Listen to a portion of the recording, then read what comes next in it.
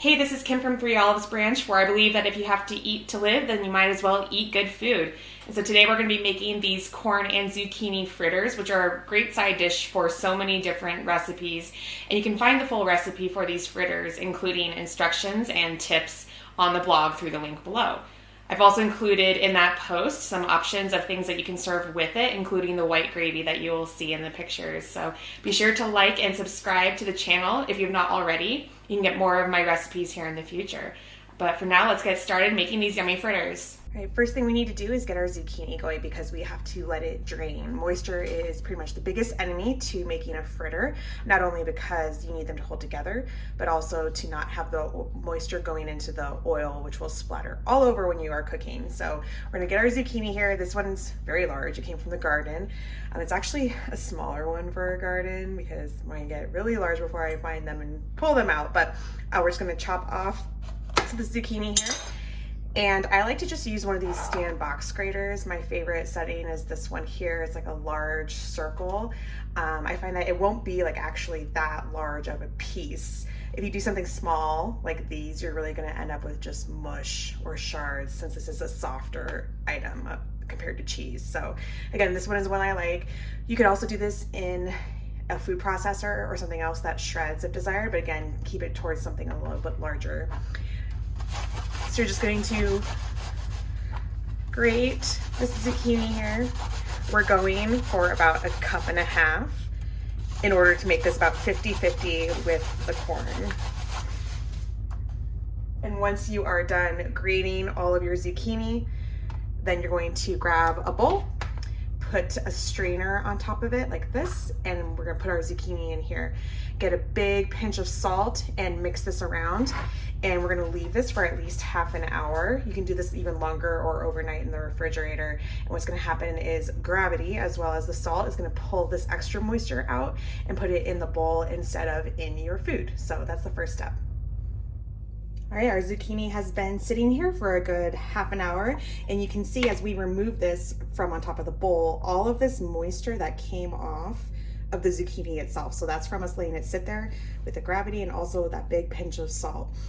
This would have gotten into your food and just made it more difficult to have patties that stuck together, and there would be more splattering. So if you're in a rush, yeah, you can make them without straining, but you're gonna probably add more flour or cornmeal in order to make up for it. So we'll get rid of this bowl here. You can throw it on top of a plant or something. And now we are ready to mix up all of our ingredients. So in here I have the corn.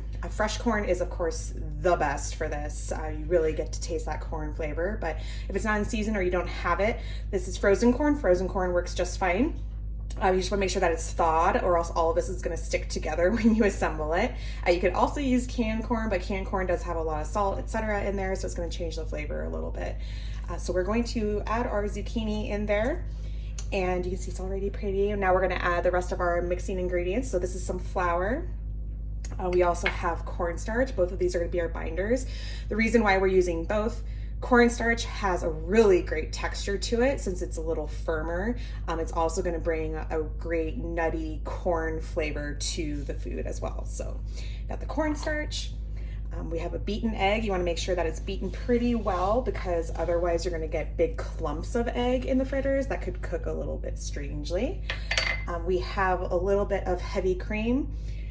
It's not much, so it's not going to be super dense or rich. Just because of this, it's just going to help bring a little bit of richness and also hold things together. You could use a mixture of heavy or whole milk and butter as well, so check out the recipe for that. And then we have our seasoning. So I like to use garlic powder over fresh garlic or fresh onion just because I feel like the flavor permeates better. And there's a touch of red cayenne pepper in here too. Not to make it spicy, but it just kind of gives it an oomph. You can definitely add more if you do want it to be spicy. So we have everything in here, and you're just going to stir to combine. And this is where you'll need a little bit of guidance from your bowl and what's happening in your world, because different flours have different moisture. Your zucchini might have a lot of moisture left. The corn might have a lot of moisture. You don't know. So you're going to mix this up. You can see it's pretty well incorporated here, and you definitely want it to be able to stick together. You can see it's pretty sticky, which is great. If it doesn't stick together, you need more moisture. If you feel like it's too goopy, then you'll want to add a little bit more flour or cornmeal. This might need a little bit more flour or cornmeal, but we're gonna try it out. I do recommend that as well, trying out one small fritter at first, see how it goes and see if you want to adjust anything, including the seasoning. So let's go over to the stove and make these. A few tips for cooking in a pan fry like this. You can see my pan is very loved, which is great, but it does tilt a little bit now. It's not completely flat. So if you have that problem, you'll want to be aware of how there's oil pooling on one side versus not as much on the other. You can tilt to move the oil around if you need to. There's more of these guys coming off. We're gonna move these this way. If your corn is getting burnt, just get them out of the pan so that they don't burn everything else in here and make it taste like burnt flavoring. Do not use olive oil for something like this. I know you might think like, well, why? And really it's because olive oil has a different smoke point, which means it burns much more easily than something like vegetable oil, canola oil, peanut oil. So you're gonna get more of that rancid taste when you cook with an olive oil. So really do not recommend it. And that rancidness is going to affect not only the flavor of the oil, but it's actually not good for you either. So something to be very mindful of when you think about what oils you're using. Olive oil should really be used for lower heat or finishing things like on top of salads or pastas. So we'll keep going and cooking these, and we'll be back in a few minutes. Okay, now we are making our fritters. You can see we already have some going here. I'm just gonna show you some of the things that we're looking for. These are gonna cook a lot like pancakes actually. So these were the first side down here, and you can see along these edges how it's starting to get a little bit brown. So that means that we are ready to go to flip these over. So you got a nice darker crunchy one here, and you can do light ones like this. So it's really whatever your preference is. But as soon as you see those edges, that's when you're gonna wanna flip it. So we're gonna pull these ones out. I'll show you how we get these going in the first place.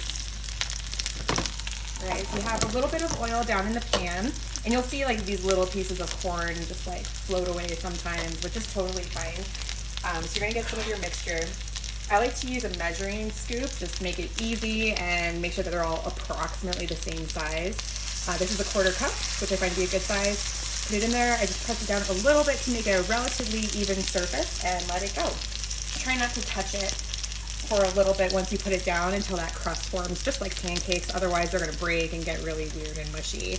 And then once they've been sitting for a minute, you can move them. So you can scoot them to different parts of the pan and make room for new ones. So let's get another one going in here.